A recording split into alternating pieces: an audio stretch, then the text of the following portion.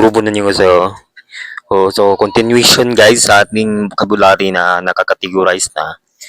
No, so, isa din ito sa mga memorize ko dati nung ako nag-exam. Okay, so, number 1, good, chon.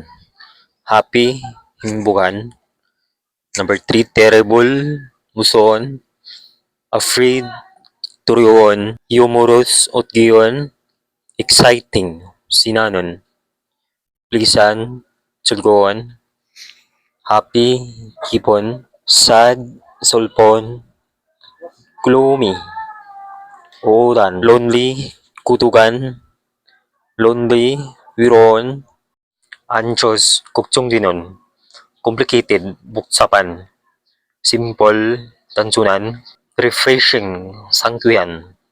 Pleasant, yugihan. Interesting, yung miron. Tedious, tiruan. Thankful, kumaon. Grateful, kamsahan.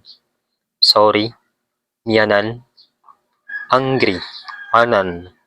Bad, napon. Bad, mutin. Stylish, musinon. Glorious, chalanan. Dazzling, nunbusin.